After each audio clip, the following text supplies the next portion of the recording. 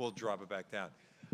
Hi, good afternoon. My name is Lou DeVanzo. I'm chairman of the New York City chapter, and I'd like to welcome all of you for what we feel is one of those type of groundbreaking events that we try to put together, be very creative in today's event, the future of data science.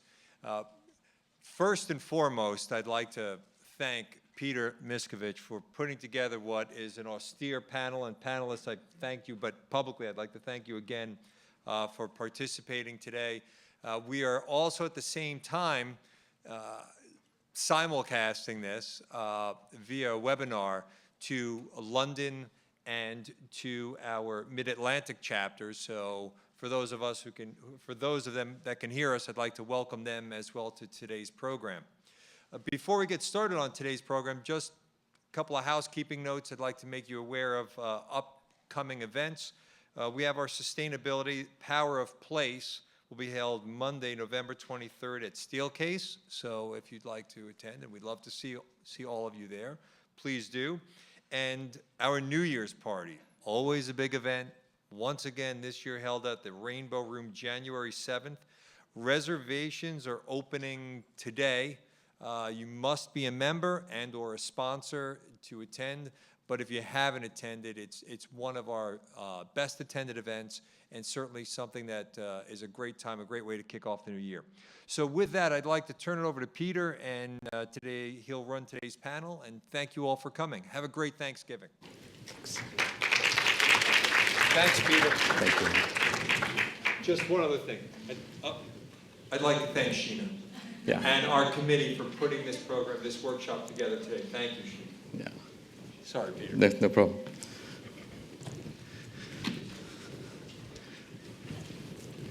Good afternoon, everyone. Welcome. And again, would like to thank CoreNet, New York, Mid-Atlantic, and London chapters for helping host today's workshop. This is a topic that is near and dear to my personal and professional work at present. And I was really pleased to organize the three panelists we have here today with us. So the way this will work, we'll do brief introductions of the panel. I'll provide a bit of overview and introduction for 10 or 12 minutes. Each of the panelists will present some amazing content for about 15 minutes, and then we'll open it up to Q&A via both the web and in-person Q&A. So this is a learning session. We hope you find it engaging. We believe that it will have impact on all of our professional work lives in many different aspects.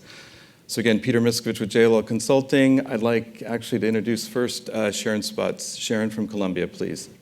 Hi, good afternoon. Thank you. So I'm Sharon Sputz. I'm at the Data Science Institute at Columbia University. I joined about a year and a half ago. I started my life at Bell Labs, some precious time. So I spent time in the commercial industry. I then went to the defense contractor and then came to Columbia. So I've spanned a lot of different segments and I'm excited to talk to you about data science today. Sharon, thank you. Our next panelist is Latrice Ashford-Brissett from Accenture. Latrice. Hello, everyone. Again, I am Latrice Ashford-Brissett from Accenture. I run our analytics practice for government, state and local, public service, state and local, so all of my clients are government agencies or universities. I've been with Accenture for a little over 17 years, spent my entire career very close to data management, data integration, reporting and analytics, so it's kind of my thing. We've been very focused on advanced analytics and the power of data science within Accenture over the last 4 or 5 years, so I'm excited to be here to talk to you guys about that today. Thank you, Latrice. And finally, Jeremy Doyle, who is Vice President in charge of Strategy and Growth of Humanize. Jeremy. Thanks for letting me bear with me. I lost my voice today, so I'm working through it. But I'm with Humanize. Humanize is a people analytics firm. And as Steve mentioned, I lead strategy and growth, which means I manage most of the projects, customer initiatives. Better. Oh, that's better. The guy without a voice gets no microphone. Yeah, it's very, very unfair. So I I lead most of our new projects, business development efforts, and making sure that we deliver what we say we will with our people analytics platform. So I look forward to speaking with you guys today. Thank you, Jeremy. So let's begin. The future of data science, the business of knowing. Today we'll take you on a journey in terms of where data science, workplace performance measurement, real estate strategy, and actually some very leading third platform quantitative analytics are all converging and evolving. So to begin, I'll just give a little background about my background, I guess, to give me some credibility on this topic. I serve on 3 boards. I serve on the Accenture Global Technology Vision Board for the past 3 years. That board is responsible for developing the Accenture Technology Global Vision. That vision is published every February. There are 30 thought leaders who gather 3 times a year. The Accenture Technology Global Vision is downloaded by over 40 million people from around the world. It is a leading thought leadership piece on the future of technology that Accenture shares with its top 2,000 clients. I also serve on the board of Ceres, which is a leading NGO focused on sustainability, and the board of the Regional Plan Association. We're developing the 25-year infrastructure plan for the New York region. So those are my night jobs. Day jobs at JLL, servicing corporate clients. In the past year, I've had the good fortune of working with 2 CEOs on very engaged workforce, real estate, and workplace innovation strategies, as well as a history of 25 years assisting Fortune 100 clients developing both real estate and workplace strategy. So it's my pleasure to be here today. And to give us a little further context, we are now in the age of knowing. Data is becoming the world's new natural resource. Data is transforming global industries and global businesses. The business of knowing means there's no longer a reason not to know. Imagine any question that you can ask today, and the data exists somewhere, somehow, for that answer to be found. So it's a very exciting time, and the panelists today will share their personal and professional journeys in terms of the business of knowing. This next slide, I'd like to give a further context to. From the beginning of time to 2003, mankind created 5 exabytes of data. Today, in 2015, we create 5 exabytes of data every 2 days. What we're seeing in terms of connectivity, global devices, by 2020, 6 billion people on the planet will have mobile telephony. By 2020, 4.7 billion people will have smartphone internet access. So we have the perfect storm and perfect convergence of massive, massive amounts of data combined with amazing connectivity and soon to be very powerful capabilities to evaluate data as we progress in the age of knowing. The next slide I'd like to share is really the convergence and evolution of the third platform. So the first platform of technology was the mainframe computer of the 1950s and 60s. The second platform, 1990s, personal computing, programmable software. The third platform, as defined by IDC in 2010, is the integrated convergence of cloud computing, social applications, big data analytics, and mobile computing. But it also includes the Internet of Things, cognitive systems, pervasive robotics, 3D printing, software-defined networks, natural human-machine interfaces, next-gen security technologies, and what is called CAMS, which is the integration of cloud, analytics, social security, and mobile.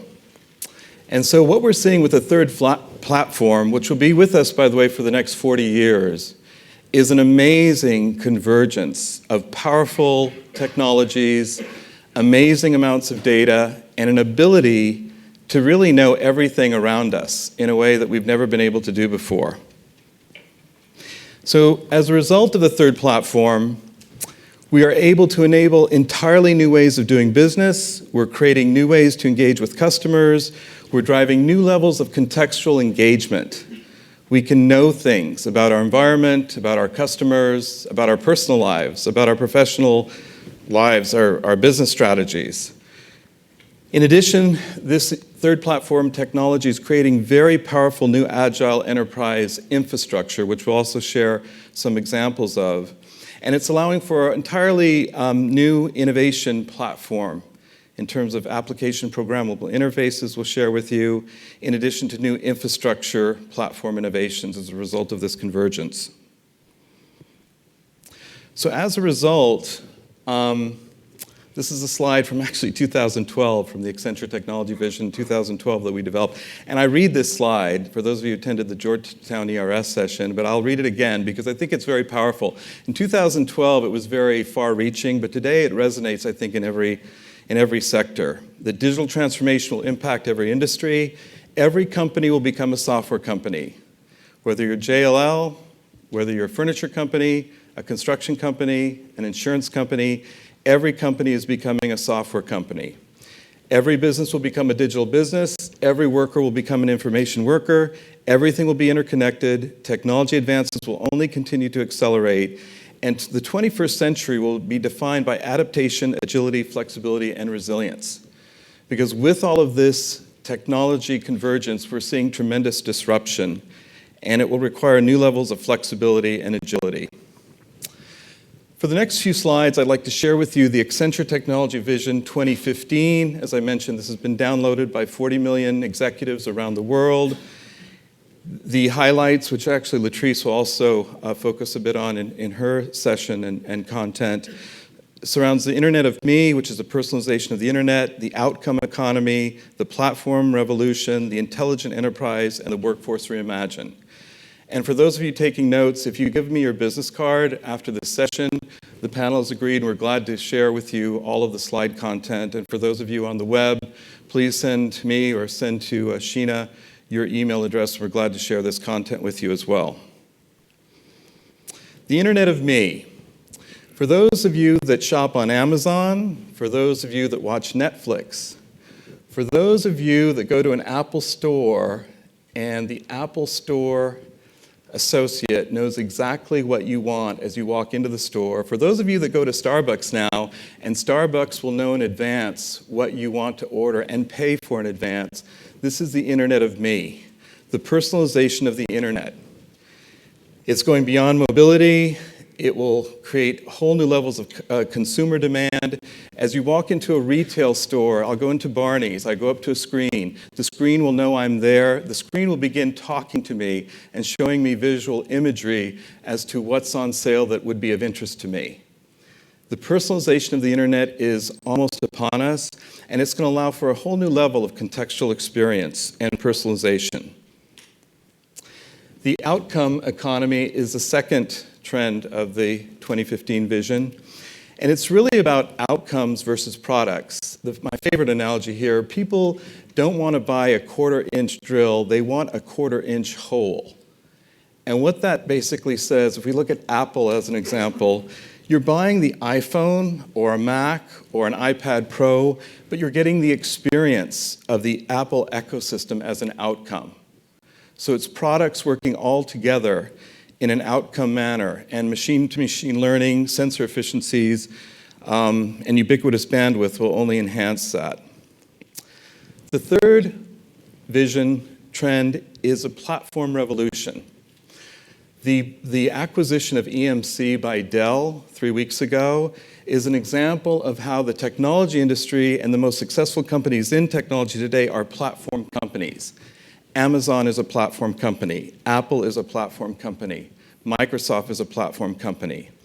Platform companies are growing faster than traditional companies, and any traditional company like GE or, for instance, IBM are becoming platform companies. It's creating a whole new playing field in terms of innovation, and entire industry sectors are being disrupted. The fourth trend of the vision is the intelligent enterprise.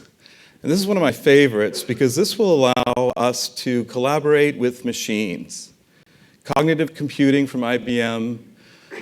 By 2020, it's predicted 40% of all work will be done by machines and robotics and artificial intelligence. You will probably have more interface with robots, knowledge bots, and artificial intelligent avatars than you may have with people. In fact, in the New York Times last week, a great article on our digital model selves, where you could have a replication of yourself 3 or 4 times that will answer all your email, that will attend meetings for you, and actually interface or potentially present at a conference like this. And this is coming by 2018, 2020. So the intelligent enterprise will mean a whole new level of enterprise interactivity, enterprise engagement. The one factoid I'll share with you here, in 1980, 1 gigabyte of storage was $400,000. By 2013, a gigabyte of storage was 5 cents. And it shows us that these vast amounts of data will soon be housed in data lakes, and autonomous artificial intelligent robots will begin mining this data on our behalf at our request. There'll be no longer a reason not to know.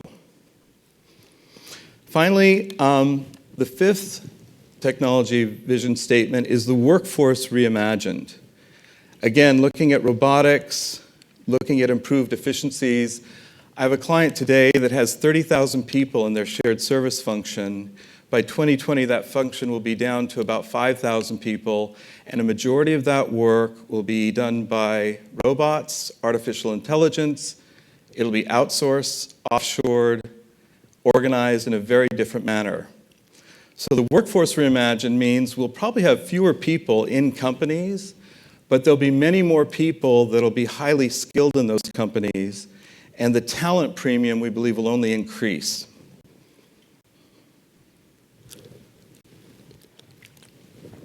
So now I'd like to share some integrated CRE strategies using data science.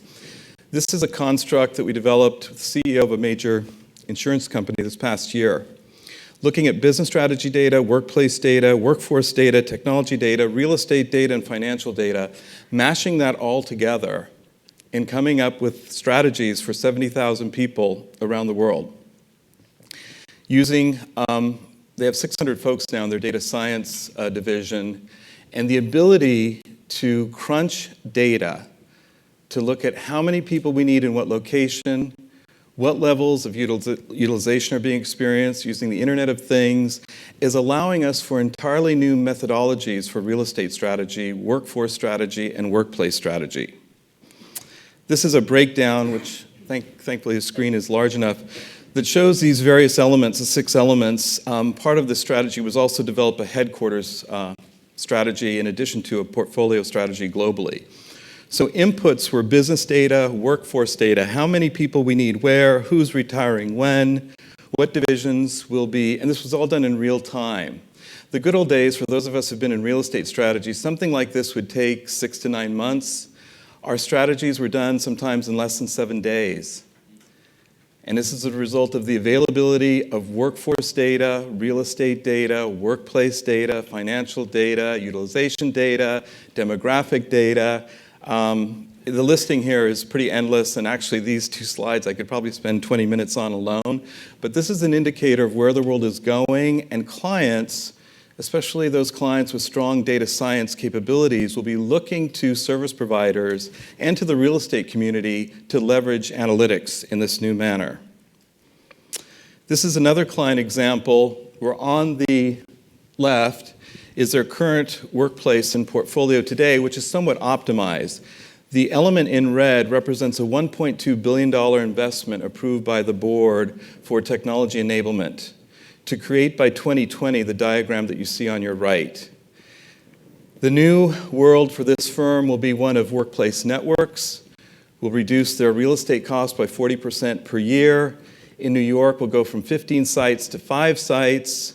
Employees will work in a whole new manner in 2020 versus 2015 through this technology investment. So finally, I'd like to share with you a couple of real-life experiences. And first of all will be Accenture's Workplace 2.0. Accenture today, again, technology company, and Latrice can attest to this, 320,000 folks, very few assigned workplaces.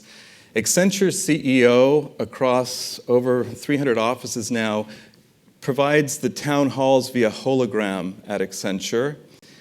at the new office in Madrid, Spain, the Accenture folks have wearables that allows the Accenture real estate team to understand globally utilization for the site in Madrid, soon sites to be elsewhere. The smartwatch, the wearable, the ability to know where people are, know how to contact colleagues. Accenture is leveraging the future of data science with Workplace 2.0. Our next example is IBM. I have a personal professional relationship for 25 years with IBM. The new IBM headquarters at Astor Place in New York houses 2,500 people. At IBM's headquarters, Watson headquarters, the walls talk to you, and you can talk to the walls. I've been in meetings there. I can ask a wall, an intelligent wall, a question. The wall will respond to my question, often within 30 seconds.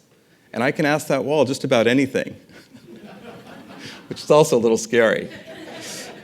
So what we're seeing at IBM with their applications of cognitive computing, for those of you who've seen the Wall Street Journal articles, New York Times articles, advertisements, IBM is betting the company on the future of data science and the future of cognitive computing. And again, we have a number of examples from IBM we can share at length. The final example is the new Edge in Amsterdam. This is the headquarters of Deloitte Consulting. It's 430,000 square feet. What if you woke up every morning and your knowledge robot told you where you needed to be during the day, it told you what rooms you would be in, what data you would need, and then it would provide all of that to you seamlessly. This happens today for 2,500 people in Amsterdam who are part of this building. They are organized by knowledge personal management robots. The workspace houses 2,500 people and 1,000 seats. Those seats are organized by artificial intelligence and robotic manipulation, so that every morning when you're going into the office, via your smartphone and via your knowledge bot, you are assigned a seat. When you drive into the garage of this building, a camera looks at your driver's license and the gate opens based upon the image of your driver's license. When you walk up to a coffee machine in this building, the coffee is made instantaneously without you having to lift a finger. This is a prototype of what we're going to see in development and in real estate over the next few years.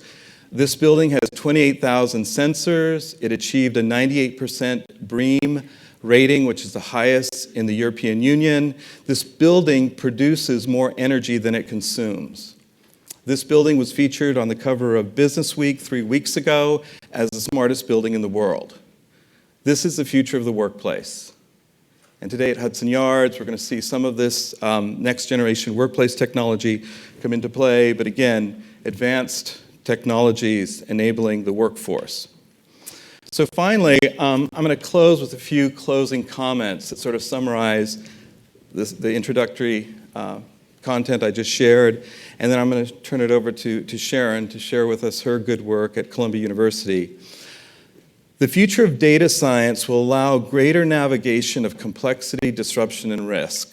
The world is becoming more complex, more disruptive, greater risk. The tragic events of last Friday in Paris, I think, is an example of the tremendous disruption and risk that we're seeing both at a social level and at an urban level. The future of data science will impact and enable human and enterprise performance. And actually, Jeremy's firm, I'm a former alum of MIT, and Jeremy's firm was founded at MIT, and what he'll be sharing with you is the great power of analytics in terms of workforce performance and what that means. Human performance will be measured by quantified workforce technologies. And again, all three panelists will be sharing their thoughts on that topic. Human-to-machine collaboration will grow exponentially. I mean, we interact with our smartphones and our computers 20, 30, some of us 40 to 50% a day. We will have technology interaction at 80 to 90% each day, and it'll be seamless. It'll be like breathing. And for the next digital generation, the digital natives, for them, many of them are already at that level of technology engagement. Future data science platforms will enable new enterprise strategic capabilities, workforce strategy, workplace strategy, real estate strategy, whole new ways of working. The contingent workforce by 2025 is estimated to be at 80%. Many of us will work for 5 or 6 companies at a time. We'll be autonomous. We'll have powerful technologies at our disposal. We'll work very differently than we do today. And finally, data science, we believe, will be a critical CRE investment. Corporate real estate groups with their chief technology officers, COOs. I have 3 clients right now where corporate real estate and workplace reports into the CIO, CTO organization. And we do see that perhaps continuing as a trend in terms of both partnership and future strategic investment in data science technologies for corporate real estate.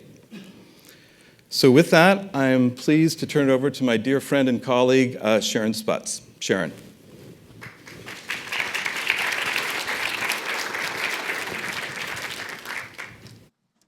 Good afternoon. Thank you, Peter. That was riveting, and I think you left me with little to say. But never am I at a loss for words, so I'll go on my planned script here.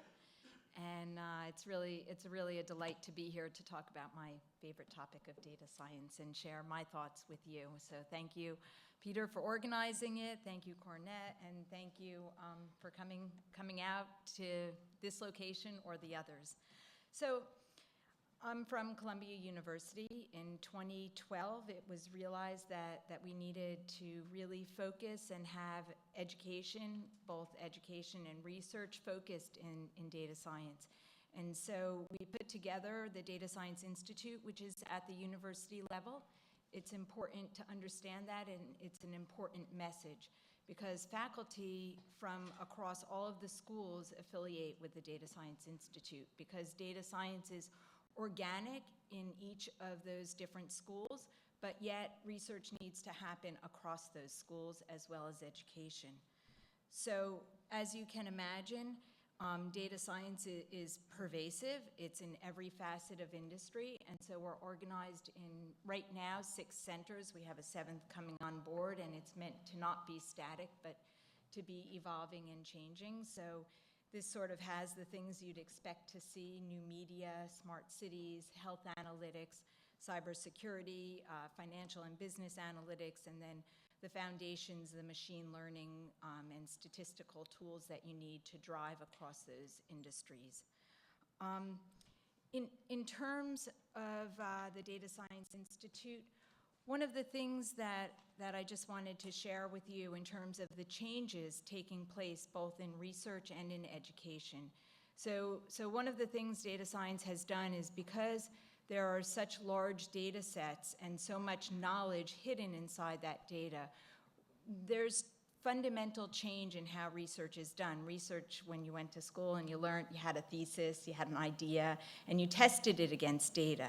Now there are times where new ideas and new inventions and new thoughts are coming just from looking at the data. So it's sort of the science hidden inside that data sets. And then in terms of education, we have faculty that co-teach classes across different schools. There's domain expertise in the business school, for example, coupled with folks in the engineering school, computer science, with the School of Public Health. And so we're changing the way we teach. And then, of course, there's a whole conversation about all the online learning. We do have an industry affiliates program. It's really around engaging with industry. So if you're interested in engaging with our students, engaging with faculty, engaging with each other, by all means, let me know. But it's really important when you think about data science. It's not just in the academic domain. It's really about applying it to industry. So what I really want to talk about is people come up to me all the time, you data science, what does it mean? And often I say, I don't know. But I thought that would be a bad answer. So I thought long and hard, and I said, how do you explain the impact data science is going to have on our lives? And Peter, you did a great job. I'm going to do it in a bit of a different way. I'm going to look at history, because I tend to think history, repeats itself. So when I was in 7th grade, it was the late 1970s, and I saved all my babysitting money to buy my very first calculator, and it was a very exciting moment in my life because I'm a geek and I'll always be a geek, and I love being a geek. There's nothing wrong with it, except when technology doesn't work, but that never happens. So anyway, so I bought this calculator, and it's the one picture there. I don't still have it, but I found it on the internet because everything's digital and you can find everything. But it could add, multiply, divide, and subtract, and that's about all it could do. It couldn't even remember a number. And around the same time in 1979, believe it or not, is when Columbia founded its computer science department. So here we are, 2012, starting the Data Science Institute. So I want you to sort of think about that, and think about, so in 1979, we started the computer science department, and I bought a calculator that couldn't do a whole lot. And now, 35 years later, it's not so ridiculous that Get Smart has a shoe phone. But, we have smartphones, we have smart watches, we have smart buildings, smarter than I could imagine. I'm not sure I want to go to work there. It was a little terrifying for me, but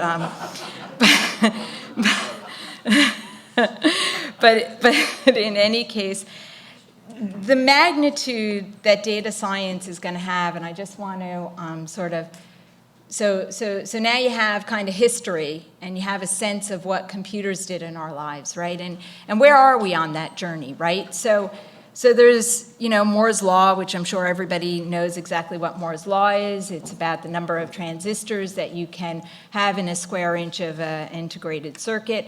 And we've been on this Moore's Law curve, and we've been on it for kind of 35 years. And so where are we? We have this massive, massive increase that Peter talked about so clearly of computing power and cloud computing and parallel processing, and we've optimized all these algorithms to work in all those environments, and wow, right? But where are we in digital data, right? So we're sort of right back in the 70s in the early onset of Moore's Law for data, for how much data we're producing. Right? So every day, every year, the amount of data that we're producing is increasing. It's doubling every year or two. The same way our compute power doubled every year or two, depending on where you were on the curve. So if you think about that, and we're having these data science tools that understand structured and unstructured data, right? So text and all the tools that you can use on text data, not just numbers, right? And then sensors, right? There's just constant new sensors. They're being deployed everywhere. Everywhere you look, there's a new toy to buy that, you're wearing your Fitbits, and this is generating more and more and more data.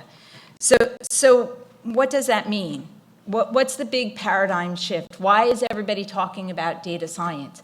And it's really that you have these very large data sets that give you statistical significance, that now what's happening is, instead of using computers to be tasked and programmed and tell them what to do, now you're going to have computers that learn, that predict, and engage with you. And we're just starting there. So think about what that's going to mean in 35 years of time. And so I had a little fun, and I put some sci-fi, pictures on there, but I just want to share with you a few examples of why this isn't science fiction, right? So your cell phone today has a GPS, and it's got an accelerometer, so it can sense movement, right? And it turns out that earthquakes have two different kinds of waves. I learned this prepping for this talk. So they've got P waves and S waves. S waves do all the damage, and P waves compress the earth, and the P waves moves faster. So your cell phone will pick up that P wave. It transmits at the speed of light, basically. And so you can maybe gain about a second of knowledge of when the damage is coming. So just with your cell phone, you can have a second warning to know that an earthquake is coming. And there's a lot of research to be able to do better than that. And then I read Hitachi actually has, believe it or not, a visualization predictive crime analytics tool. Who knew? And in real time looks at social media, the internet feeds, historical data, and with all that, it can very quickly tell police what the threat level is block by block. So it's not really science fiction, and I'd like to say the train left the station and you're sort of on it or you're left behind. So let's walk through some examples of research going on at Columbia University, just to kind of, whet the appetite about what our futures are going to look like. So right now, in the stock exchange, there are trading algorithms. There are companies that are built upon doing high-frequency trading. My money's with Fidelity, and they have all kinds of complex algorithms to tell me how smart they are and how I should reinvest and shuffle it around every other day, and I get all kinds of alerts. So what we're looking at is it's actually pretty well known that when a hurricane's coming into the East Coast, it affects oil prices because the boats can't, the ships can't come in. So we're looking at analyzing large amounts of news events, social media, and financial information to be able to predict and understand what the impacts on the financial markets are, as an example. Like I mentioned before, we all wear our Fitbits, and we have all kinds of tools and applications running to monitor exactly how healthy we are and how much exercise we're doing. But imagine that we're doing research to do miniaturized devices that can actually look and analyze your blood without being invasive. So, can you one day understand what your glucose level is just by a wearable device? And at some point it'll tell you, maybe you should get that cup of coffee because you're going to have a headache in an hour or so, or maybe don't go to work tomorrow because, well, I guess nobody's going to go to work anyway, so it doesn't matter.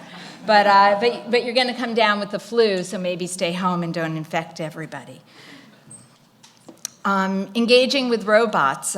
Peter mentioned this a little bit. This is going to really change our lives. This is an example of humans relearning how to walk after a stroke. And this is robots that aid humans in how to retrain your brain, how to walk. And it's just an example, but really this whole engaging robots is going to really change our lives. So there's a lot of work in natural language processing for us to be able to be understood by robots, by computers, when you're making a joke, when you're being serious, and being able to understand that by a computer. So that's on its way. This is another example.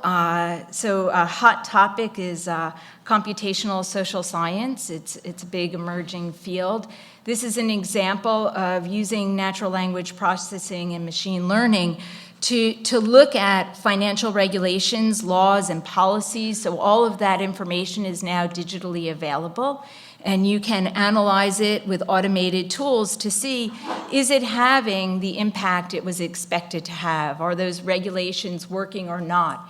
So imagine a day where you'll be able to, before we pass Obamacare, understand 12 different scenarios and what those outcomes would be. And amazingly enough, actually in Utah, they are using an automated tool to provide summarization before they pass legislation to understand the financial impacts. So there are tools that actually are being used today. So safeguarding data. So cybersecurity is always on everybody's mind as we have all this digital information being shared maybe not with everybody you want it to be. But this is really a data-intensive way to look at cybersecurity. So if you're running your hardware and you're collecting all of the information that your hardware produces, instead of always patching your software, maybe you can understand when an anomaly takes place, when your hardware is doing something that it shouldn't be doing, and that's a way of knowing that you're having a cyber attack, as opposed to just continually creating more vulnerabilities by patching your software.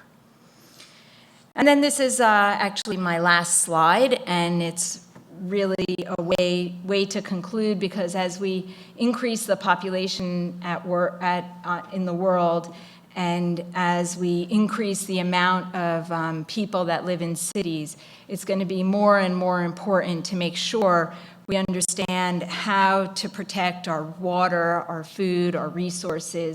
We're looking at distributed mechanisms as opposed to central, as well as how to involve the social aspect. So behaviors of people and how to have those behaviors increase the amount of conservation that's taking place, especially in our large cities. An example of something that happens today are these smart buildings, right? So here in New York City, there's a lot of different buildings that have optimization algorithms running to reduce the energy consumption. So that is my last slide, and I hope you enjoyed the academic journey. It's a little bit different than what you'll be hearing, but I'll be available afterwards, and anything you want to talk about, I'm happy to. So thank you. Thank you, Sharon. Thank you, Sharon. Latrice? Oops.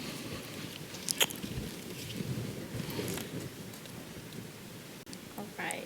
There you go. Thank you, Peter. Thanks to everyone giving me an opportunity to come up here and talk to you guys about some of the things that I'm seeing in general, just in the market. I think Peter's done a really good job talking about how Accenture's thinking about it and a lot of things that we're putting in place with our own workforce and our own buildings to apply data science and other digital technologies. But I'm going to talk to you about how I'm talking to my clients about what we consider the digital disruption. Because for a lot of my clients, it's pretty scary. I mean, it's a little scary for me just in terms of what I'm thinking about and what I'm hearing and what I think could be in front of us in the next 10 years. When you're leading an organization trying to figure out how you take advantage of these new digital technologies, it's hard to figure out where to start. And sometimes we need to go all the way back to the basics to understand what's going on there so they can figure out what the right journey is. Just to talk about a little bit in terms of how Accenture has organized themselves around data science. We're a big company, right? There's 330,000 employees across the globe. We have over 900 data scientists that work within this firm. We probably recognized about 6-7 years ago that this trend was coming, that people were gonna make better use of their data, and realized that we probably needed to get ourselves prepared for it. We needed the right people, right? We weren't at the time really hiring people that had the statistical background to be able to really engage around data science. 7-8 years ago, you would have someone who touched data a lot, maybe was a part of the data warehousing group. That doesn't mean that they would become a data scientist. We learned that very early on and needed to recruit quite heavily from the universities to have the right talent in place to be able to meet the needs of our clients. We also have 23 plus delivery centers across the globe, and every single delivery center kind of has their own focus around advanced analytics and data science. You have some groups that are just focused on fraud analytics, right?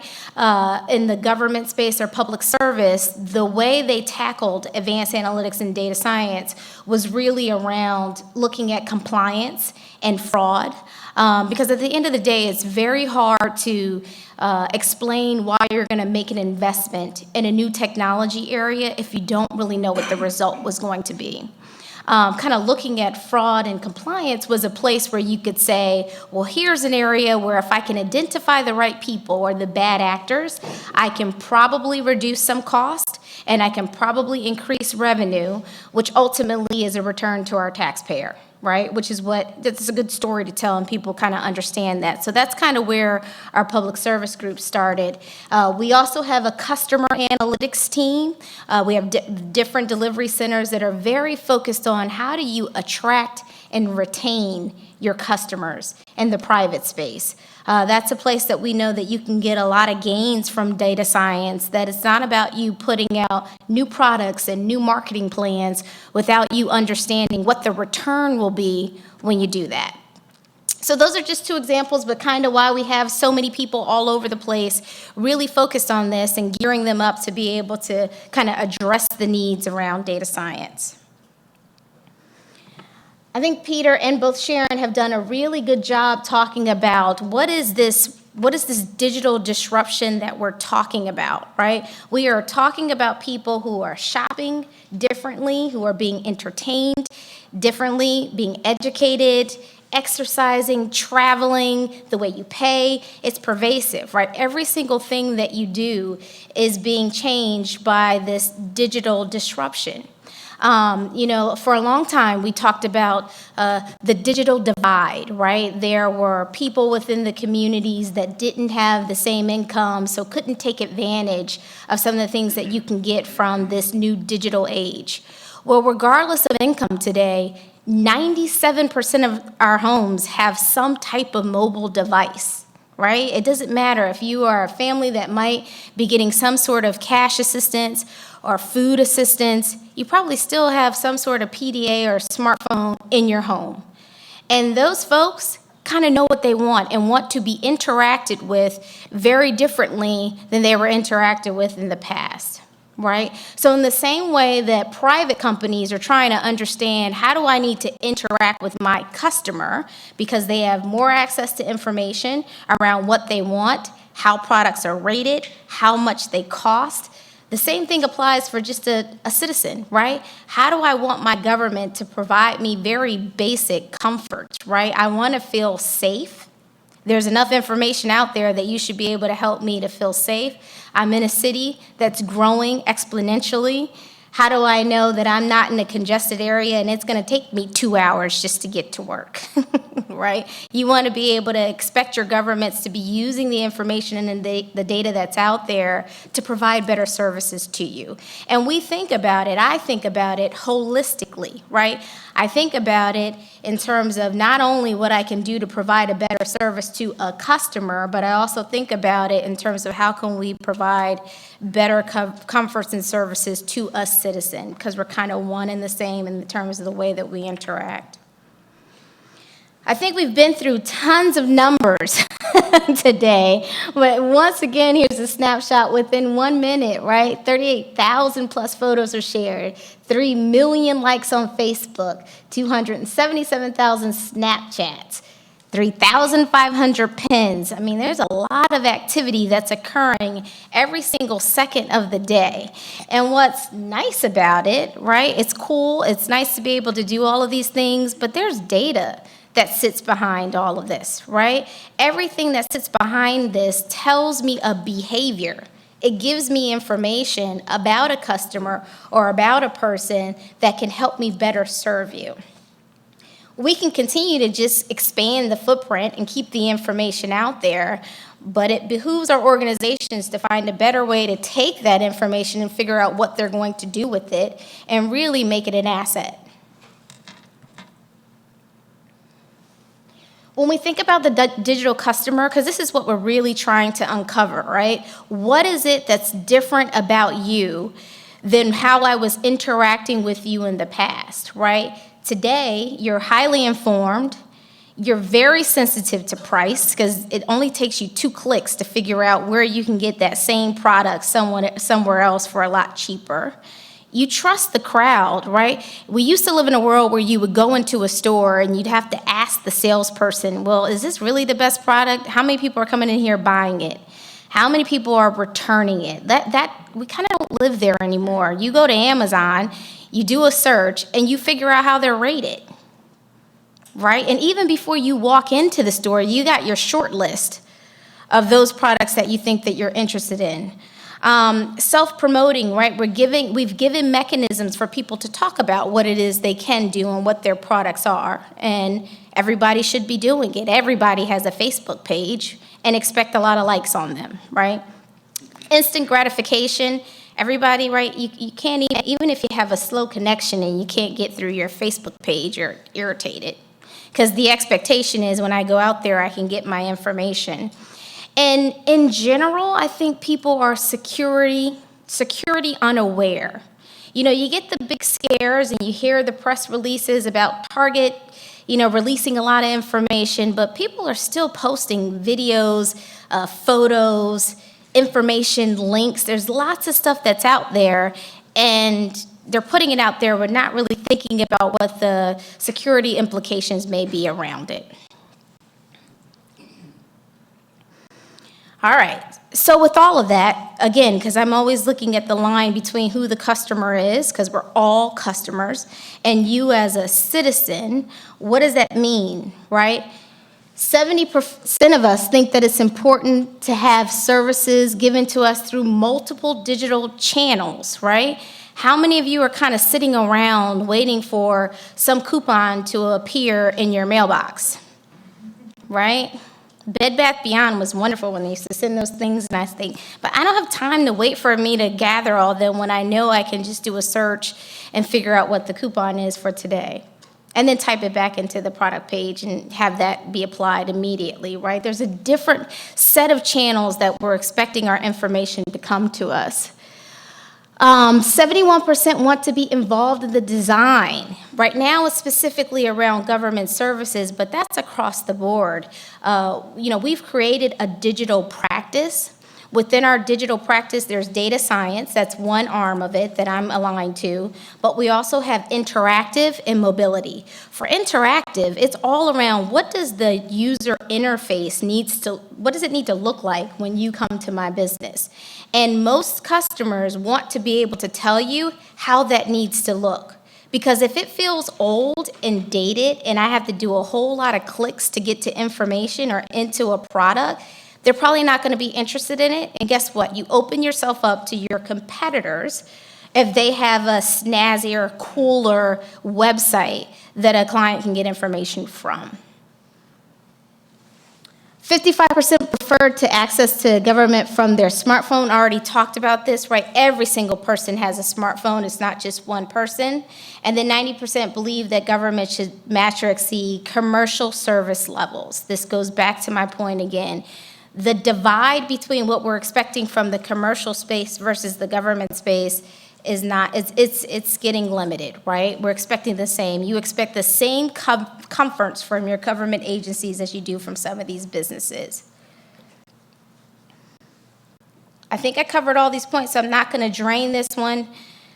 What I want to highlight here on this slide, and I talk a lot about this, is despite how cool all of this is and how much we know and what we know is kind of coming down the pike because of it, most people are asking the question, how do I move from a place in which I'm looking digital? I appear to be digital, but I actually want to be digital. How do I get there? And I think what we're trying to help you understand is there's a whole bunch of other things that need to happen internally for you to be prepared to really be data-driven, right? To be data-driven and to be digital-driven, there's some things that need to happen. And some of the hard, rigid walls we have around our technology within the enterprise need to come down, right? There needs to be an easier way for not only your customers to interact with you, but also your suppliers. And this use of the full ecosystem, right? Every single company or person that's contributing some type of service in this ecosystem, even allowing subcontractors and freelancers to be able to bring their talents to the table, that's what really gets you to the place that you're taking advantage of all the digital comforts. Not just talking about it, but actually doing it. I just wanted to quickly highlight a couple of examples of where we're working with organizations or enterprises around analytics. Right here in New York City, we kind of worked very closely with the mayor's office to start up their own data analytics center. They wanted their own center of excellence where they could be using data science and advanced analytics to kind of provide better services to their citizens. In some instances, it was very related to kind of crime. How can I better, identify bad actors within the city so that we can get ahead of it? And in other instances, it was just there's a lot of work that needs to be done, like inspecting buildings. And how can I use advanced analytics to do a better job of that? I don't know how many of you guys have heard of this, but there was a real issue in the city where people were illegally converting their apartments. You have a landlord, they buy a piece of property, they put up a false wall, they knock down another wall, but it no longer then followed the code, right? The fire department thought that apartment or that building looked like. If not properly inspected or notified, if a fire occurs there and you have firemen going in there trying to address it, the way the space looks completely different than what they were expecting, which typically led to the loss of lives. Terrible. So what we did is we used advanced analytics to help them prioritize which buildings should be inspected first, using lots of information around when was the last time it was inspected, how many fires have occurred in that building, how many people are living there, and it's really using a lot of different data sets, integrating them together, putting advanced analytics on top of it, creating a risk score that's attributed to each of those buildings. And then the inspectors no longer have to go out and inspect 23,000 buildings. They could say, if I look at these top 100, 150, they are probably the most problematic buildings. Best use of the time. So that was a way that we used advanced analytics, and they got tremendous gains. You'll see here there was a hit rate, right? They moved from 30% to 82%. So when I had to get through my full list of the ones I focused on, 80% of them were problematic, which is huge. There's another example here. There was a real problem of certain doctors and pharmacies colluding, giving prescriptions for painkillers. Sometimes those painkillers being sold in the underground market. Again, here's another place where we're able to use advanced analytics to identify those linkages between people. We call it social network analysis, where you basically can see on a map how a doctor's office, how a pharmacy, how a random person that doesn't even have a medical license is involved in one particular link, so that if you were going to do an investigation, you can hit the ring altogether versus having to do them isolated as one-offs. Very powerful tool, something that we're using a lot in the crime analytics space. All right, I think I'm up against my time. Another example that I wanted to call out here as well, I'm actually going to skip this one and I'm going to go here. This is for a large financial services company here in the city.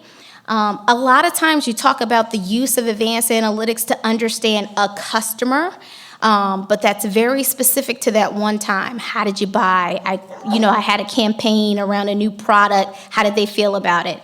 We're spending a lot of time of applying analytics around the lifetime value of a customer. How long am I going to keep you as a customer so that I can understand what the upsell opportunities are with you and how I can maintain that relationship? Because over a lifetime, I can make a certain amount of money off of a customer versus a one-off. So we've done a lot of analytics in this space and are applying it, in our private space, but this is incredibly important to me in public service because there are instances where there are people who have been in care, right? You've been getting some type of social service. You got the social service, your grandmother, your mother. What is that? Why is that? What interventions can we be using to move you to a place of self-sufficiency? And a lot of these analytics can be used in that space as well. All right. I'm going to just skim through my last slide, but the thing here that I wanted to highlight One, you want to understand how do you start the journey, right? A lot of power, a lot of great things can come out of using data science and the analytics, which I think is awesome, but trying to understand what the roadmap needs to look like for your enterprise is very important. You kind of have to focus there. But after you get some good successes, the other thing is how do you maintain and sustain the transformation that you're trying to go through? And a couple of things that I just wanted to highlight here is you always want to be focused on the value and the relevancy. There's a lot of cool stuff out there, and just to treat it as it's a cool thing that sits by itself means nothing. How does it provide you value? Is it helping you get to some sort of business outcome? That's always where the focus should be. Enterprise information management, right? It's not just isolated pieces of information for one department or one area. You want it to be pervasive across your full enterprise. Digital platforms, we already talked about that. You want to be able to have something that you can plug all these great capabilities into. You need digital talent, right? You can't just do it by yourself if you don't have the right people that you're attracting and retaining. And it should always be about the customer experience and managing the customer experience. So I think that's it. I think we're in a good place, and this is where we want to get to, right? An engaged democracy, have economic vitality, safe cities, social security, improved health, and a simplified life. So those are my slides.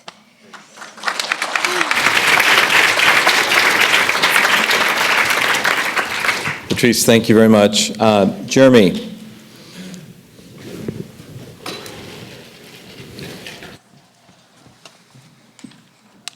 Hello, everybody. Again, bear with me. I don't have much of a voice, but I think I can get through my presentation. So hopefully I generate some laughs that are intentional and some that are unintentional. I work for a company called Humanize, and what we do is people analytics. Who here has heard of people analytics? Yeah, okay. I'm going to give that was timed. I'm going to give a reference here, pop culture reference to data science. Who's seen the movie Moneyball? Gotcha, most people have. All right, the idea behind Moneyball is basically using data science to look deeper at what has led to success in the past for a team that doesn't necessarily have the resources to go out and pick the top talent. So what did they do well in the past? What gaps do they have to fill? And where can they find that either talent or the ability to put that chemistry out on the field? And it was a departure from the way that baseball had been done in the past. Baseball is a sport that's always been highly metricized, driven by statistics. But typically what you would do is send a lot of people who know a lot about baseball out to watch other people play baseball, and then say, okay, these are the most talented people, and that's who we want on our team. Whereas as I mentioned in the movie Moneyball, what they did is look at advanced statistics on players who maybe were out of a job or who were already on their team and possibly playing out of position, and move those pieces around to generate the best result that they could get given the resources that they had. So that's a little bit like the way that business is done in most of our organizations. You have management that creates a process and a business structure according to what they hope will happen,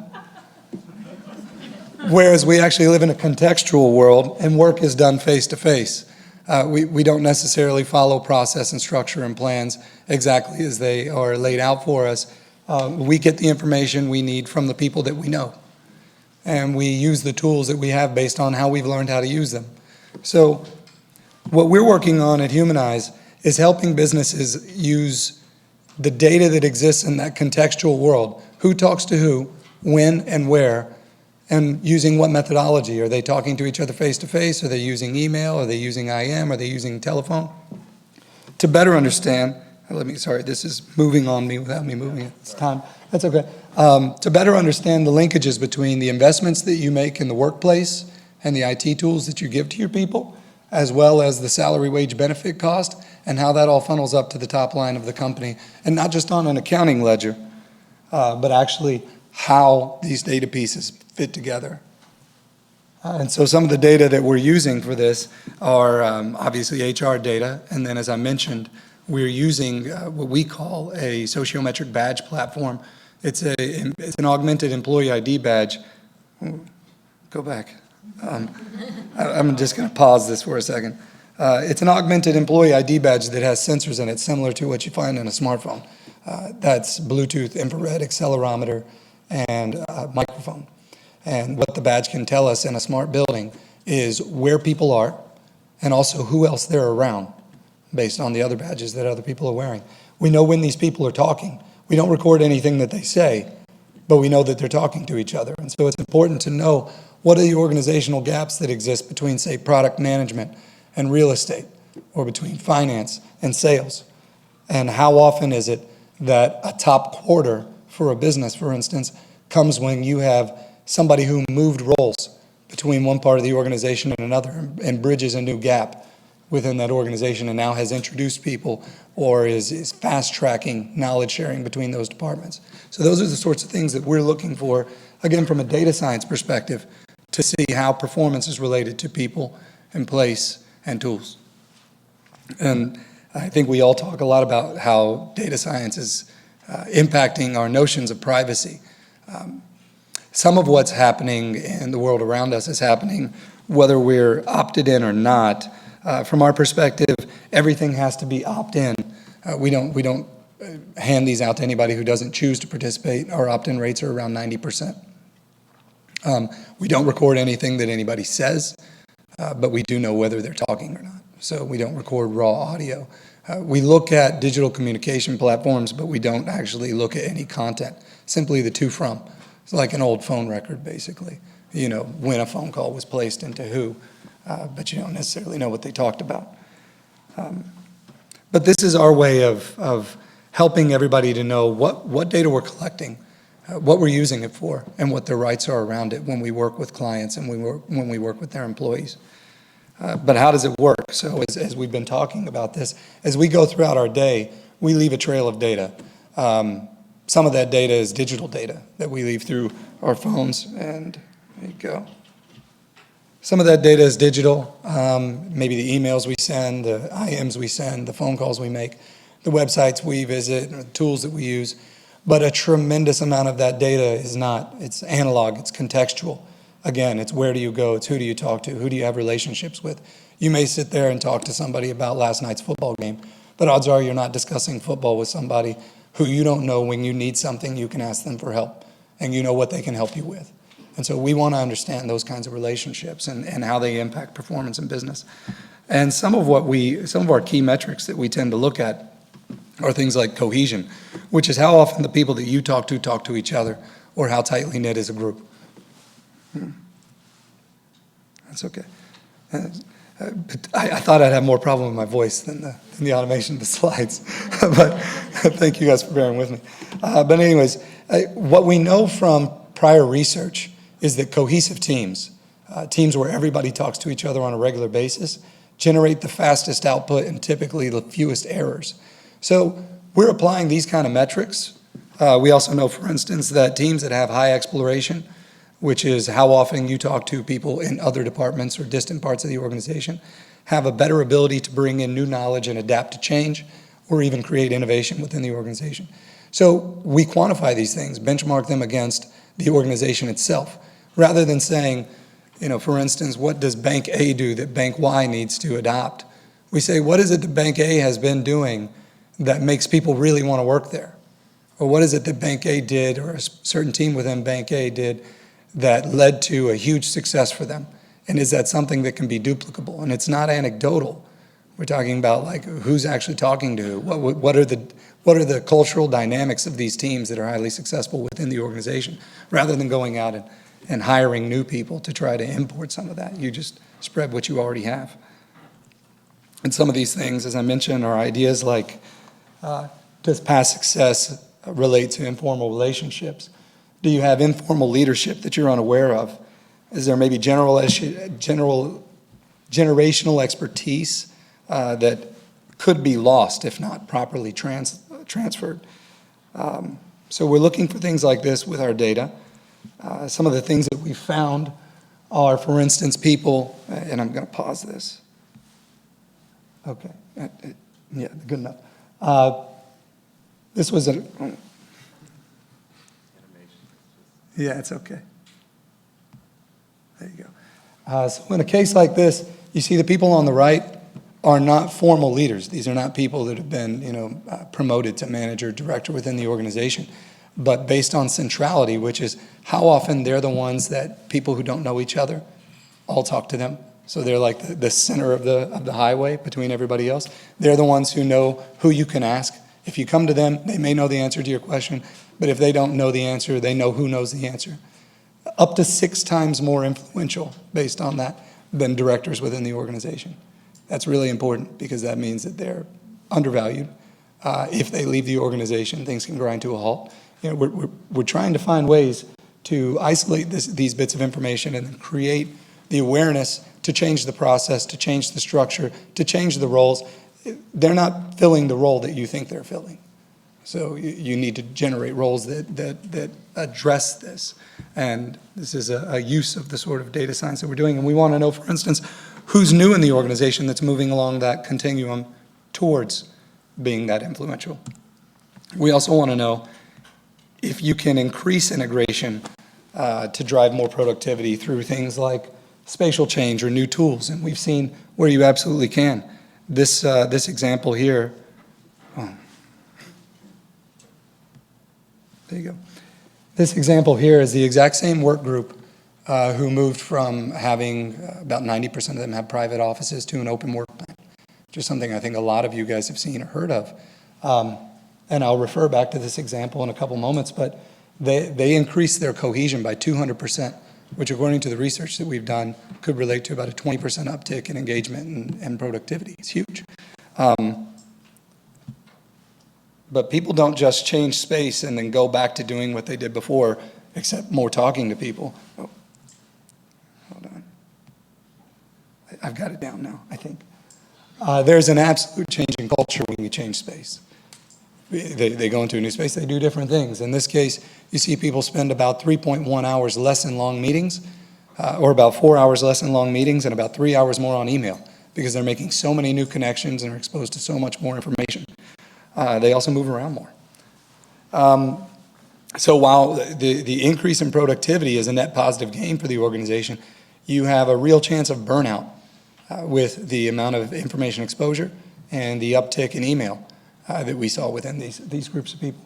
And it's important not only for the organization to understand these changes and to say, okay, well, we're getting some positive, but what are we going to do about everything else? It's important for the individual to know, how do they benchmark? How do they benchmark to themselves? What's the difference between a good day and a great day? How do they benchmark over to other people within their organization who have had success in their role? What are some of these archetypes possibly that exist within roles? So we're providing data back to the individuals about the size of their network, how often they talk to people, how much time they spend alone, how much their physical activity relates over to their own performance. We don't give this individual data back to the organization, though. We only aggregate it for the organization. So it allows people to take some action, almost like a Fitbit tells you, if you want to take more steps, be more active, and be more healthy, you can actually quantify on a daily basis how many steps you're taking. We help people do a similar thing with the relationships they form at work and the behaviors that they do.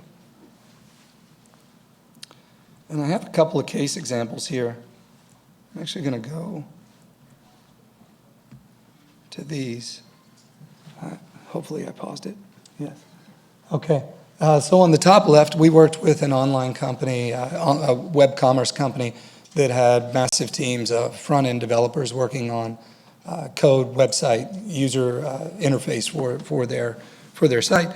And what we found was, in working with them, that there was a big difference in the level of productivity among their staff. They were able to track this by lines of code and rates of bugs within their code that track back to individuals. And they wanted to know what was the difference, because they were recruiting people from the same place, training them similarly, offering them similar tools. We put badges on them, and we found that the strongest relationship between the amount of code and the quality of code that people wrote was the number of people that they talked to on a daily basis. And then we looked at where do most of the conversations take place, and they took place in the lunchroom. And we went to the lunchroom, and they had tables that held 12 people and tables that held 4 people. And so we proposed an A/B experiment to remove the 4-person tables and leave only 12-person tables. And after a couple of months, came back, and the average person was talking to 20% more people. Code had improved, or quantity of code had improved across the board by 10%. And the people that, and this didn't have anything to do with our intervention, but they had a planned layoff that happened during that time as well. And the people that had the larger networks were 30% more satisfied with their jobs post-layoff. So there's something real about social networks, who you talk to and how they relate, and the value of gathering that data and then providing it back to them. Similarly, on the bottom example, which you may not be able to see from here, but we looked at the sales rates for commercial banks, for a particular set of commercial banks, and found that the way that people talk to each other absolutely influenced how much the average individual sold. And the lowest performing branch had 2 floors, where the people on the first floor never talked to the people on the second floor. Something, again, pretty simple, but when you actually start quantifying the contextual analog world that we live in, with the devices and the Internet of Things as we now have, you get insights that previously, may have sounded like an idea that could be something you can address and try to solve from a management perspective. But how does that fit in with everything else that you're thinking could be affecting this stuff? In this case, you can actually say it tells 70% of the story. That's the power of data. So I think with that, those are the examples that I had that I wanted to touch on. I guess we can get on. Thanks. Thank you, Jeremy. So I'd like to ask the panel just a couple of questions, and I'll open it up for questions from the audience. And I guess I'll begin, Sharon and Latrice, and actually Jeremy with you as well. When we think about the future of data science, and Jeremy, you're working with Fortune 100 companies and mapping these data analytics and interventions across thousands of employees. How soon will all of this be coming? I mean, I gave some examples. Is it 2016? Is it 2020? Is it 2025? I mean, Sharon, what do you think? So I think it's here now. It's just a matter of what's here now and the changes that are coming, right? So it's not that it's not here. It was interesting in my continuing to read and trying to understand where we are. Visual recognition systems, just as an example. Right now, in reasonable lighting, are on par with humans. But machines recognizing imagery on their own. Right. So visual recognition by a machine. Robot. Same as a human in good light. So think about that, and think about the impact that that's going to have and what that's going to do for industry and the changes that are upon us. Same thing with speech recognition, right? I mean, when I talk to Siri now, actually, for the most part, that's right. She's that's okay. getting better. And then I get in a little trouble, but didn't quite mean it like that. But so I think it's here today, and I think we've heard a lot of examples. But what I think people need to understand is as the amount of data increases, when I talked about the one thing I want everybody to remember is computers are going to learn, they're going to engage with us, and they're going to predict. And that's going to increase over time. And accelerate. Latrice, what are your thoughts? When will we see data science really impact the workplace? And in your context, Latrice, given your public sector, when will we truly have the smart urban community, smart urban environment that I know Accenture, Cisco, IBM, all have been working very hard towards? What are your thoughts? I would agree. I think we are here. I know, for Accenture, what we're trying to do is help our clients stand up proof of concepts and pilots very quickly so that they can start to see results. I think up until right now, it's been a little bit like this black science magic box that sits out here, and it's really hard to figure out how you implement that into your day-to-day operations. but providing a platform and an ability to quickly test results and then see something that they really like and then move to another area and say, I really like where this is going, let's make it pervasive throughout the enterprise. That's when we see it really stick. And there's capability, right, that's out there that allows you to do that. And with that, I think you're going to see faster results than what we saw a year to 2 years ago. Yeah, and you're applying this already within Accenture across. Every sector, every industry.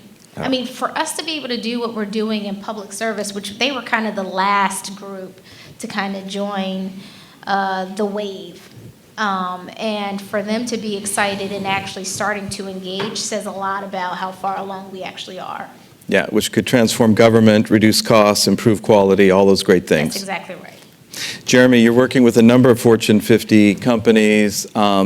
Don't expect you to name names, but I know some of them are, number one of 3 global oil companies, energy companies. How are these companies applying your quantified workforce analytics, and how pervasive is it beyond the pilot stage? I remember Humanize once was 2 people, and now you're, I don't know how many people, but what do you see in terms of application of these capabilities? Yeah, so kind of following on what both Latricia and Sharon said, for us, the gap is basically, it's a contextual gap in the expertise within the organizations of how to apply these things.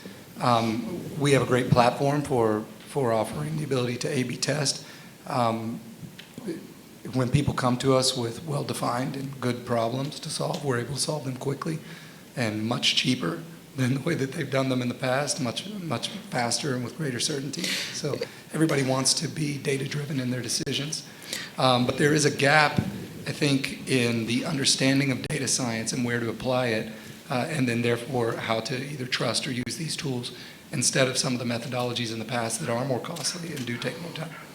So as it becomes more seamless, so you've got a wearable watch in an organization that everybody wears, you're getting data, and then you're able to make these recommendations about increasing the lunchroom table size, or in the case of that bank, you eliminated the 2-floor bank to a 1-floor bank. I mean, how long did those interventions take? Is that a 2-week process? Is that a Some of those things can be done over a weekend.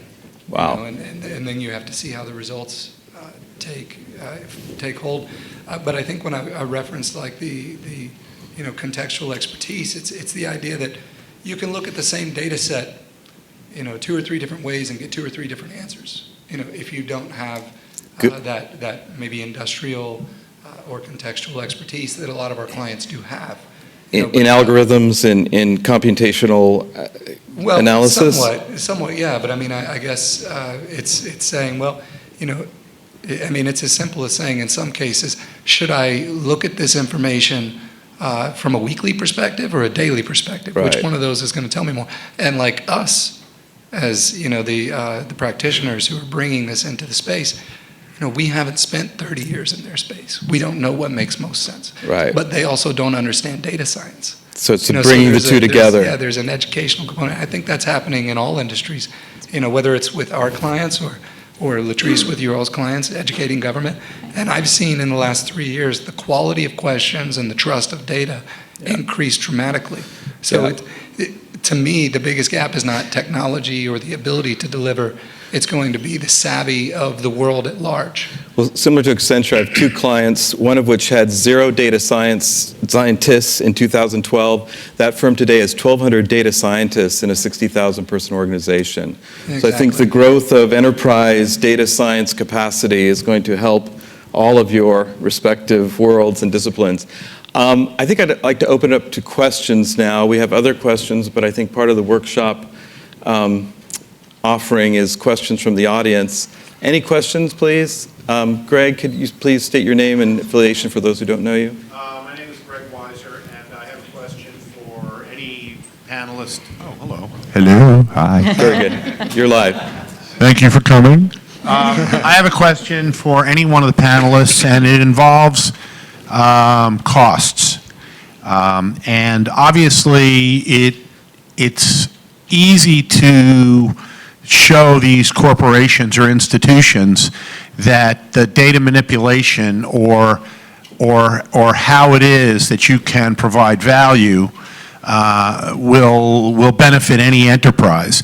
But I'd like to hear a horror story, if you have one, about a corporation or an institution that decided not to invest the time or energy in trying to figure this stuff out, and therefore wouldn't benefit by the fabulous data manipulations and collections and strategies utilized by your companies.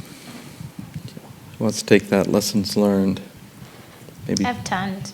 I'm sure they're out there, because a lot of times you find that it's sitting right there in front of them, and if only they would have blah blah blah or whatever.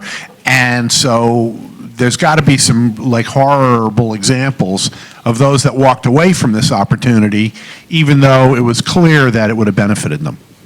So I'm going to take a slightly different angle to answer your question. About a year and a half ago, the way I was kind of selling this offering was very different. It was more about a comprehensive analytics, information management solution to help them become more data-driven decision-making, right, organization. That's kind of the way that we went about that. And a lot of those clients then said, okay, I think I understand what you're saying. It feels like I need a really big data warehouse, and I'm going to take a whole lot of time of gathering all this data across my enterprise, take forever to resolve what the data means, every element, try to integrate it, then implement some sort of business intelligence or reporting solution on top of it, which most of the departments would fight over what was really right and wrong and what should show up on a dashboard, and quickly find themselves in a 2-year journey where you spent a lot of money standing up a data warehouse and a reporting solution that still didn't necessarily give you any insight. You still didn't quite know how you were performing on a day-to-day basis, weekly, versus how you performed last year. Where we're going this year, my focus is very much around, we can do the analytics as a service. Even if you're not convinced what you're going to get out of it, we can come to an agreement around an arrangement where we will provide you insight. You pay a subscription fee on a monthly basis, and then you test those results. And you say, actually, this insight is phenomenal. I never would have known if I looked at this piece of data in this way and enriched it with these other data sources that this would be the result. But now that I know it, I want to invest in these other enterprise information management projects. But now it's targeted. It's not just randomly creating something without you knowing what the end result is. So, and the market's moving this way. A lot of people are saying you don't have to buy and own everything yourself. You can contract with the company to have them do it as a service, give you the insight, embed it into your business, and do what you do on a day-to-day basis really, really well, without getting mired into all those specifics. Yeah, But do you read the results, or do they read the results? We do it together. And this goes back to your point, Jerry. I mean, what we do is we give results from the data science and say, here's a bunch of indicators that have just popped from the science itself, but we need you to validate if this makes sense because you're the one doing the business every single day. So you might come up with a list of 50, 60 behaviors, indicators based on how the data was put together and what it says, and then usually you can get some really smart business process SMEs to say, 10 of these I totally get. Hadn't thought about it before, but it makes sense in our world and in our business. These are the ones that should hold the most weight. And these other 10 we're not going to pay attention to because it's an anomaly. It's not something that we ever pay attention to. It's not important. So the combination of those two things is what really gets you the insight. It's not us just giving you the analytics and giving you an answer. What's exciting, versus buying $1 million vacation home, you can buy a $100 timeshare and get the same value today, Greg, than you could probably, Latrice, even 2-3 years ago. That's right. That's true. And this is sort of the new world. And I don't know, Sharon or Jeremy, if you'd like to build on that. Yeah, I mean, just an easy anecdote is that I had a president of one of the large companies that we work with summarize after we talked about a lot of this stuff in a presentation. He said, you guys just answered a question for us in 3 months and 1% of the cost. that we spent 6 years and it went all the way up to the board. We spent 100 times that. It's phenomenal. And some, people resigned over it and things. He's like, it could have been that easy. Yeah. And to the point of the SMEs, if you get 10 experts in the room, they'll all have an opinion about what is the most important factor that's driving performance or business for them. And those ideas will typically be different. They'll have either a different priority or based on their own expertise, it'll be maybe a different top 5, something like that. What the power of data does is simply says, okay, well, really, these 4 tell 80% of the story, and the other 6 that you guys all believe in only tell 20. Yeah. And that's kind of it. And so, like, where do you put your focus? Sharon, do you want to build on that? I'll just, only if I have to. Okay, you don't. You don't. No have to. We got more questions. They're coming your way. I'll just give you a little bit of thought. It's a very different perspective because what I engage with is a little bit different.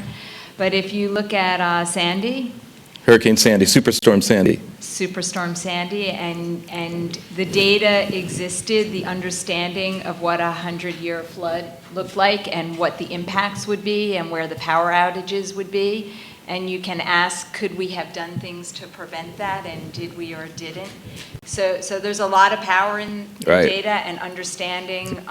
Billions of dollars could have been saved with the right decision making. But there's a lot of difficulty, right? When you build a shore house, what's the risk associated? What's the insurance policy? So Right. so it's just sort of a little bit of a different Yeah, angle of thank it you. because you have to make those judgment calls on when to invest and the probabilities.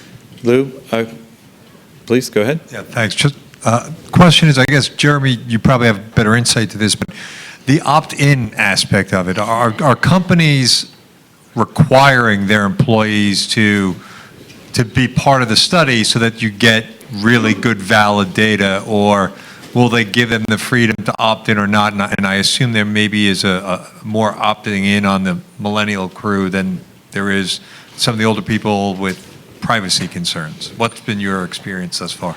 So I'll handle those kind of separately. Our highest opt-in rates typically come from people that are maybe 5, 10 years from retirement, and also from people that are new. There you go, in Lou. the biz. It's everybody in the middle that's a little weirded out about it, especially the Gen Xers, of which I'm a Gen Xer. So, Right. The yeah, 40-year-olds freak They're not out. a big fan of it. They don't trust companies anyways. Right. And they're one of the most underrepresented generations in corporate America. But yeah, so the opt-in aspect is very important to us because we think that we're kind of one of the earliest players in this space at People Analytics, and we see that this is going to get a lot easier. I mean, you're going to be able to build smartphone apps that can run in stealth on people's fleet corporate phones that do these sorts of things. People are doing things right now with just the Wi-Fi antennas in buildings and machine learning to basically track who you are and when you come to the office and what other buildings you go to, and they can figure out your identity without you ever opting in.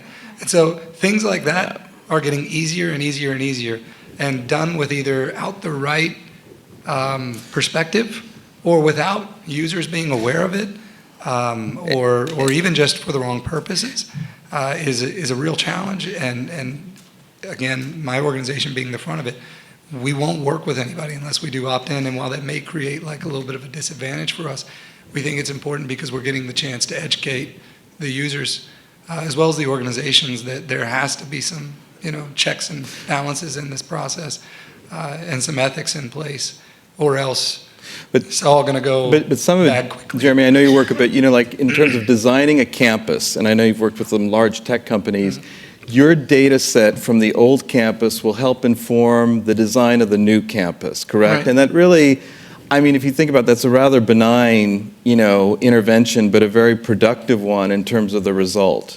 Yeah, I mean, we help with those sorts of things as well as changing processes to be more equitable. People, almost everybody gets an annual review. Moving away even from space, almost everybody gets an annual review who works for a company. And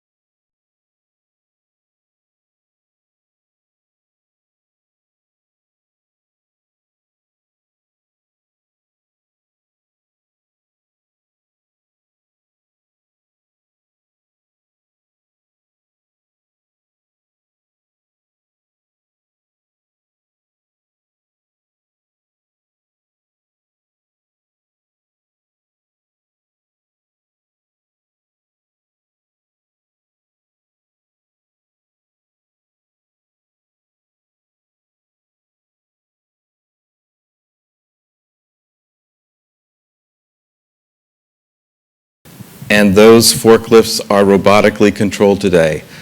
I mean, the challenge will be, how do we uplift at a society level talent and learning and engagement? Brookings and MIT would propose we may need a social stipend for a majority of our population, similar to Social Security.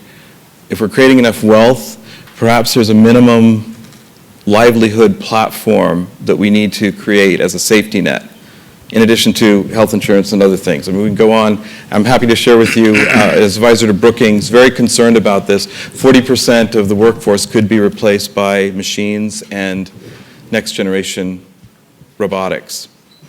So great question. I don't know, do you want to elaborate, Sharon, Latrice?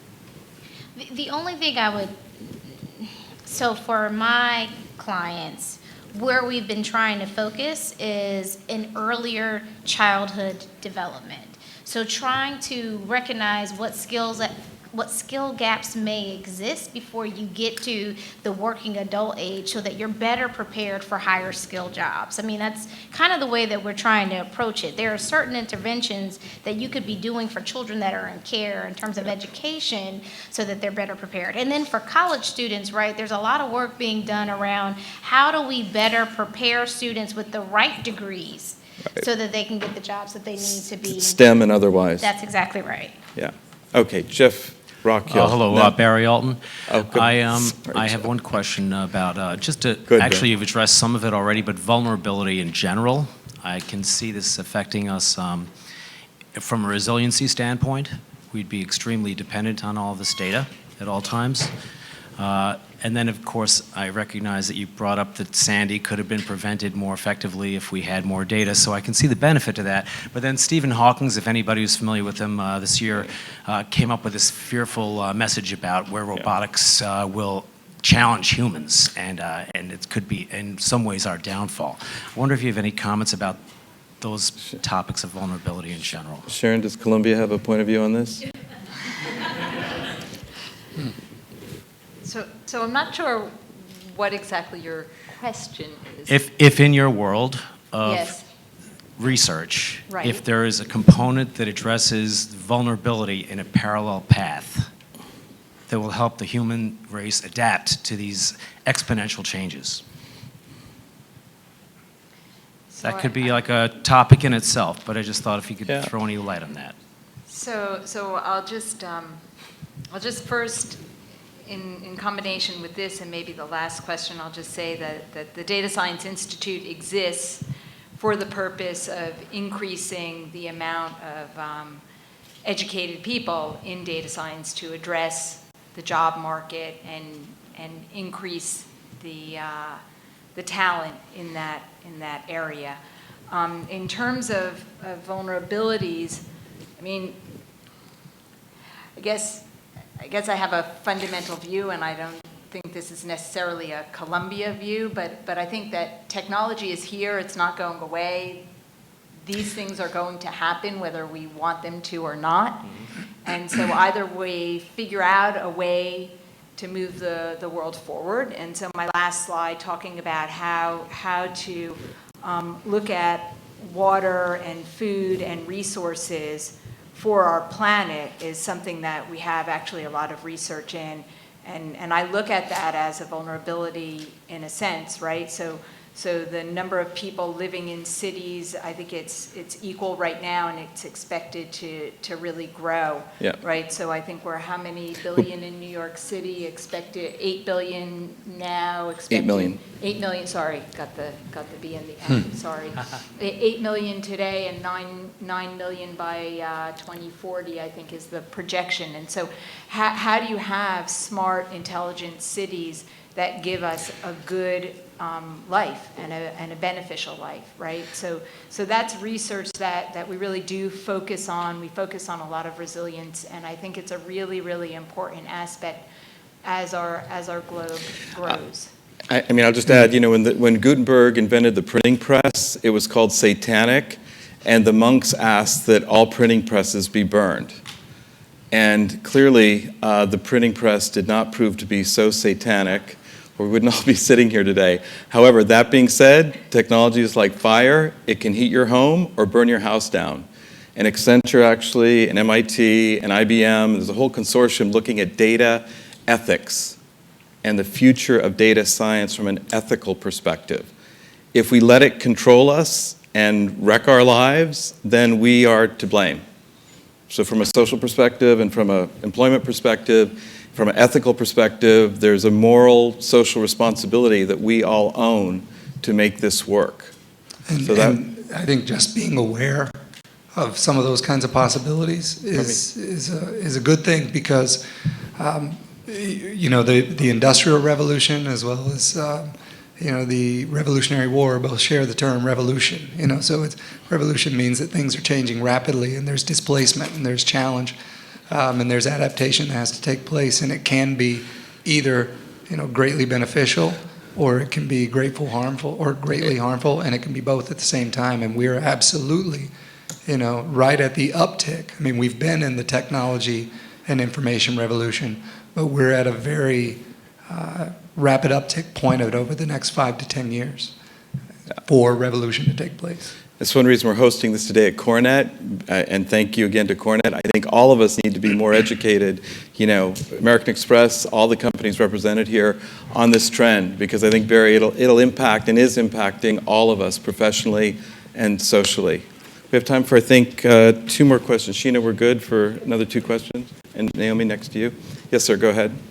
Hi, my name is Don Parent. I'm with a company called IVCI. We're a technology company. Just curious, with the events that were in Paris that happened last week, are there federal mandates on all this public information searches? Before you mentioned the Internet and Me, which is, I look at it as Wayfinder technology. Right. Walk up to a building, the building recognizes you, tells you what class you're going to, tells you what meeting you're at, and so on and so forth. So, ISIS being a fairly sophisticated group of terrorists with social media and other types of technology, what are we doing as our responsibilities to our safety? It's one thing that we have here in the United States is safety, right? Mm-hmm. Right. What are we doing to make sure that all the sharing of information becomes, secure in some ways? The company that I work for, we do a lot of, we're looking into wearable technologies and how people come into a collaborative space and share information, put it up on a large screen, data mining, lots of pixels, large displays, collaborative spaces. And a lot of the questions that we get with our customers that we have to answer and make sure that we're mindful of is the security of that information as it resides in that one space. Yeah. It can't be shared in another room. But looking at the bigger picture, it's exciting, but it's also scary. I'm a father of 2, 18 and 24, and it's like, don't put information on your Facebook page. Right. Watch what you're sharing. Be Don't careful. take pictures. Yeah. Be careful where you go. You want to be a teacher, you want to be a cop, you got to Yeah. be careful. So I think- it's scary. Maybe, Latrice, Sharon, given your, I know, So I guess the question is yeah, I'm like, there's a lot packed in there. yeah. yeah. I'm Italian. Great question. Thank you. Latrice, and then So, Sharon. just in general terms, like the CIA, the FBI, some of our, big organizations, they've been doing some really advanced analytics for quite some time now. And they have the ability to share data with the right entities, right? That some of that stuff is very, very secure. When we're talking about any type of public service data, it has to be, we call it FISMA compliant. Like there are extreme security measures that we have to take with this very sensitive data that we make available for our federal clients and make it also available for our state and local clients, because we understand that there's a different level of security that's required for that type of data. Now, in some instances, it's become a barrier that now, some folks say, well, you just can't share that data because it's way too private, but there is insight that could be gained if you would share. We're talking about federal agencies who refuse to share their data just because of a data sharing agreement that's been in place for 25 years. Despite the fact that if you just integrated the two, you'd learn so much more about a family and a citizen and be able to provide better services. So, we've been campaigning around the fact that these data sharing agreements probably have to be tweaked and modified and be very specific around which data element in itself needs to be secure. and not just assume that the entire set can't be shared at all. Yeah, so there's a hierarchy. There's a hierarchy, and Yeah. there's ways, right? There's encryption, there's masking, there's lots of things that you can do with that data that will allow you to share it without you having to share too much with the wrong person. Sharon, your thoughts? Yeah, briefly? so I'll come at it from two different angles. One is the whole area of cybersecurity and security that you're bringing up, and it's got to be architected in from day one, right? And I think we're becoming much more sensitive about that.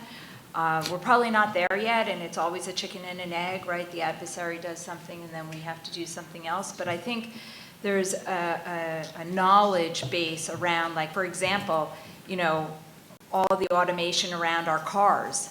Well, is security thought into that, right? And so it wasn't. Will it be? Sure, right? So we've got to start thinking about this Internet of Things, and day one thinking about how we're architecting in security. And then I'll just touch on another aspect when you talk about Facebook and things like that. I think we need to be much more educated and much more diligent about privacy and what that means. We have a lot of research going on in the area of privacy, websites being designed with privacy in mind as opposed to without privacy in mind, right? So we have faculty that's working on, you know, tools to enable websites to be designed with privacy in mind, as opposed to like the flashlight app that decided it needed to know where you are all the time, right? So I think we're just becoming much more educated, and we'll be thinking about security and privacy in everything we do. Well, it's funny, and not to interrupt, one quick thing, my son just received a notice, his new car, he's got to reload this chip in his car. Yeah. Because someone can take over control Right. of his car within a certain range. The software can be hijacked in cars. Right, That's right, So we have to think about it. correct. from the Great. start.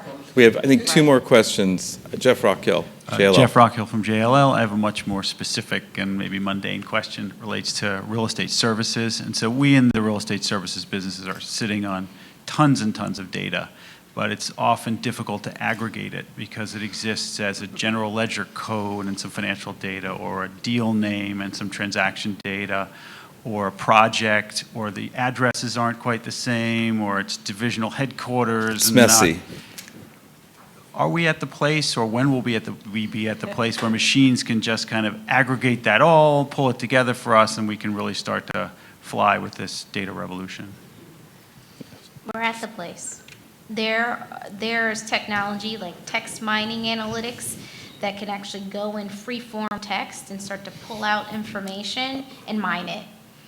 So with the right tools and the right type of advanced analytics, you can get there. I mean, you can't do it all by itself. You know, it'll start to make, based on patterns, it'll say this feels like this is the same information, and will likely need somebody to verify that that's actually true. Contextual Right, right. That's back to the contextual expertise that you would still need, but you can get a lot closer to what you're looking at.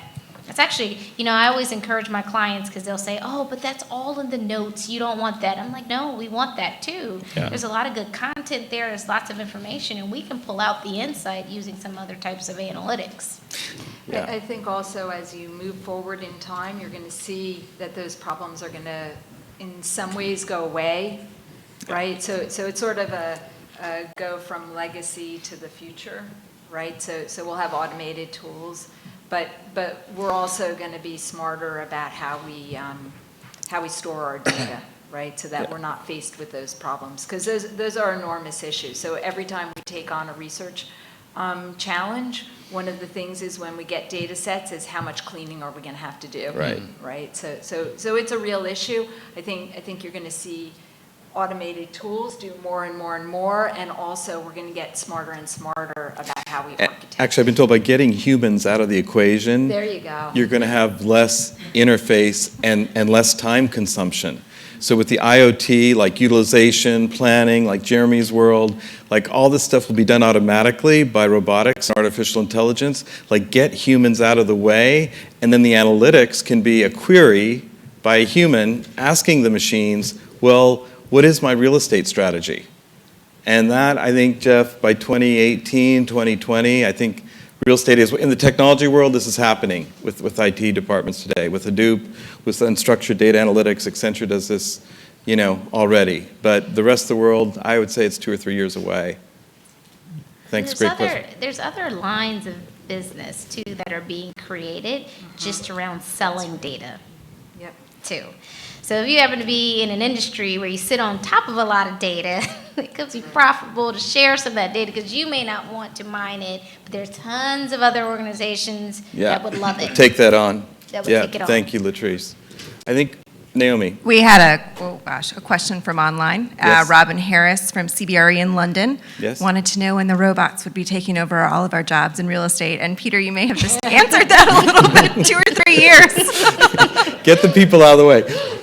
So the question is, will jobs be taken over in real estate? Yeah, by robots and technology and all of that. I don't know. I'll let the panel sort of opine on that, because what are you seeing in other industries? I mean, the real estate industry sector is very labor intensive. What are you seeing? And maybe we'll let each.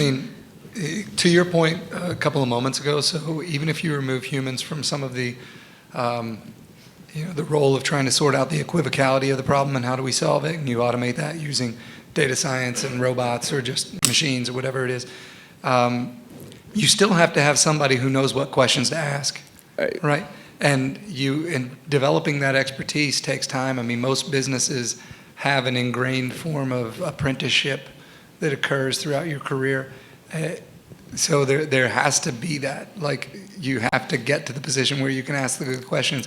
You can't just take somebody out of school who's never worked in real estate, give them a data mining tool and say, okay, now ask questions that matter about real estate. They won't know how to do that. Creativity and know-how will still matter. Yeah. Yeah. Exactly. Latrice?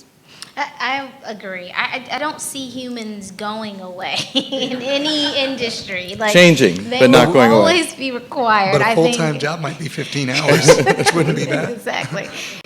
Well, the type of skills you need and are developing for your job will be different, I believe, over time. But and even that, it's going to be a journey. I think it'll be a while. Broadcast and automotive industries are using robotics. Yeah.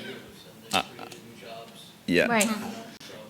It's an adaptation will be key. Sharon, thoughts on that, and we'll close out. I was gonna answer from Jeremy's world, and I thought it was very impactful that if we all sit together at the lunch table, there's more productivity. So there's got to be value in the human engagement, That's right. and not just robots.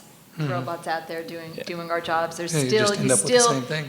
How many people get on a plane to go to a face-to-face meeting because business at the end of the day is around relationships. It's just that business is changing. That's right. Maybe one last final question. Naomi, anything? Or this gentleman, state your name and affiliation.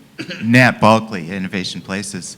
So instead of the robots, I was wondering, are there any generalizations or observations that you can make on where you're seeing the leadership for the integration of data science and workplace and real estate strategy coming from within client organizations? Because it could be the real estate function, it could be cuts across many different functions. It could be HR, it could be finance, it could be certain industries, it could be certain leadership philosophies. But who are you really seeing, how would you describe the kind of people that are on the cutting edge of the integration of these two areas? So I'm going to answer first, and I'm going to say our students. You wait, you watch, you see. Latrice? Yeah, that's a tough one. I think kind of like your chief strategy officers, like some of the more strategic arms of organizations are starting to be a lot more creative around how they get the biggest bang from their enterprise. And I think that's where you typically see it. It's hard like that. When it comes all the way from a strategy arm, probably very senior, it's very hard to get the troops to kind of buy into the thinking there. But if you can get the right leadership to kind of push down the messages, then you start to see some real movement.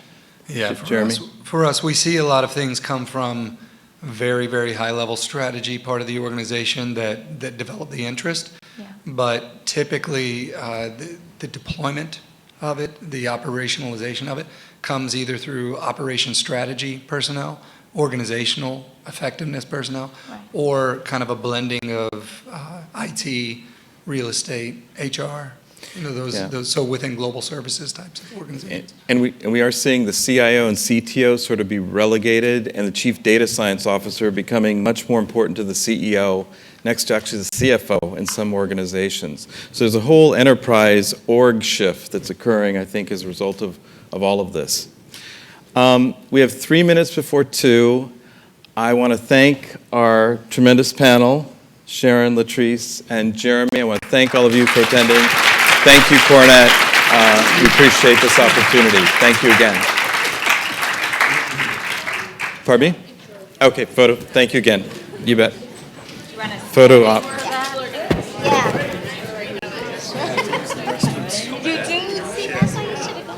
Oh, okay.